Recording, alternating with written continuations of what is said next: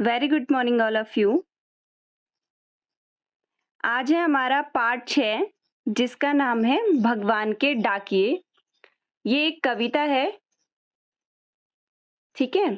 पक्षी और बादल ये भगवान के डाकिए हैं जो एक महादेश से दूसरे महादेश को जाते हैं। हम तो समझ नहीं पाते हैं मगर उनकी लाई चिट्ठियां पेड़ पौधे पानी और पहाड़ बाँचते हैं। हम तो केवल यह आंकते हैं कि एक देश की धरती दूसरे देश को सुगंध भेजती है और वह सौरभ हवा में तैरते हुए पक्षियों के पंखों पर तिड़ता है और एक देश का भाप दूसरे देश में पानी बनकर गिरता है। इसके लेखक का नाम है रामधारी सिंह दिनकर, इनका नाम है, ठीक है। सबसे पहले रामधारी सिंह दिनकर का जो जीवन परिचय है इसके बारे में मैं आपको बताती हूँ, ठीक है। इनका जो जन्म हुआ था वो 26 सितंबर 1908 में इनका जन्म हुआ था बिहार में, ठीक है। ये क्या करते थे, कविताएं लिखते थे। जैसे इन्होंने कुछ कविताएं लिखी, जोश, क्रांति, विद्रोह और आक्रोश, ये सारी कविताएं इन्होंने लिखी थी, ठीक है। तो इनका जन्म कब हुआ था? 26 सितंबर 1908 में इनका जन्म हुआ था।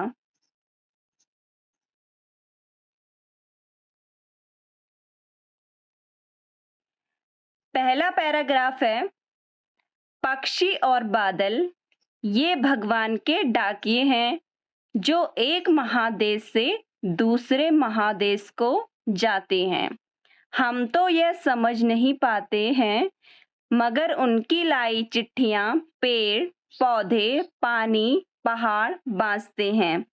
तो इसमें जो कवि है रामधारी दिनकर सिंह क्या कह रहे हैं, भगवान जो पेड़ पौधे हैं और पक्षी हैं उनके बारे में बताया गया है। यहाँ पे भगवान के डाकिए कविता की इन पंक्तियों में कवि क्या बताते हैं कि आसमान में तैरते बादल, ठीक है, क्या बता रहे हैं यहाँ पे कवि कि आसमान में तैरते हुए बादल और पक्षी और भगवान के डाकिए हैं।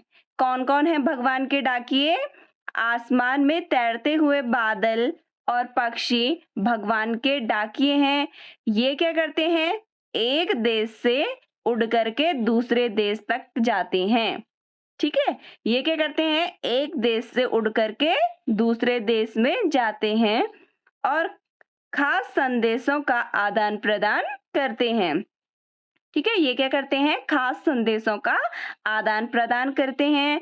ये संदेश हम समझ नहीं पाते हैं, ये जो संदेश होते हैं इनको हम समझ नहीं पाते हैं, लेकिन क्या है, भगवान के संदेश को पर्वत जल पेड़ पौधे ये सब क्या है, इनको अच्छी तरह से समझ लेते हैं, ठीक है। सेकंड पैराग्राफ है हमारा, हम तो केवल यह आंकते हैं कि एक देश की धरती दूसरे देश को सुगंध भेजती है और सौरभ हवा में तैरते हुए पक्षियों की पंखों पर तिरता है और एक देश का भाप दूसरे देश में पानी बनकर गिरता है। तो इसमें रामधारी दिनकर सिंह क्या कह रहे हैं, रामधारी सिंह दिनकर जी क्या कह रहे हैं इस पैराग्राफ में कि हमें प्रकृति की महानता के बारे में बताया गया है। हमें इस पैराग्राफ में क्या बताया गया है, प्रकृति की महानता को बताया गया है। हम तो धरती को सीमाओं में बांटते हैं, हम क्या करते हैं, धरती को सीमाओं में बांट लेते हैं, लेकिन जो प्रकृति के लिए सब एक समान है, ठीक है। प्रकृति के लिए क्या है, सब एक समान होता है। इसीलिए एक देश की धरती क्या करती है, अपनी सुगंध दूसरे देश को भेजती है। एक देश की धरती अपनी सुगंध को दूसरे देश में भेजती है। ये सुगंध पक्षियों के पंखों पर बैठकर यहाँ वहाँ फैलती है। ठीक है, ये सुगंध क्या होती है? पक्षियों के पंखों पर बैठकर यह यहाँ वहाँ फैलाती है और एक देश की भाप दूसरे देश में पानी बनकर बरस जाती है। ठीक है,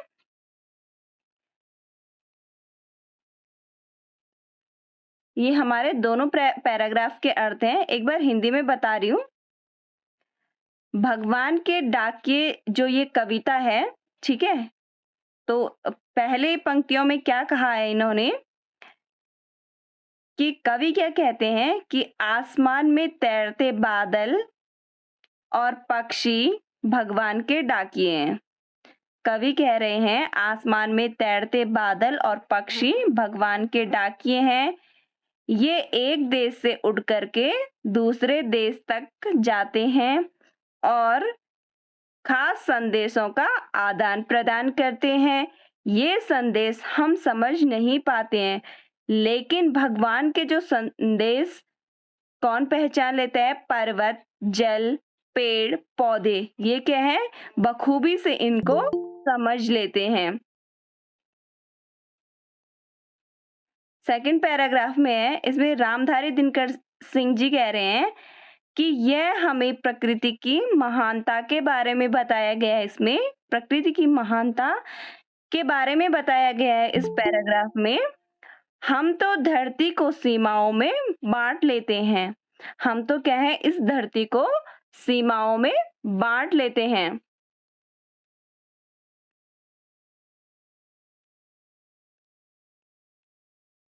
ठीक है, अलग अलग सीमाओं में हम इनको बांट लेते हैं, लेकिन प्रकृति के लिए क्या है? सब एक समान है। प्रकृति के लिए क्या है? सब एक समान है। इसीलिए एक देश की धरती अपनी सुगंध को दूसरे देश को भेजती है। ये सुगंध पक्षियों के पंखों पर बैठकर यहाँ वहाँ फैलती है और एक देश की भाप दूसरे देश में पानी बनकर बरस जाती है।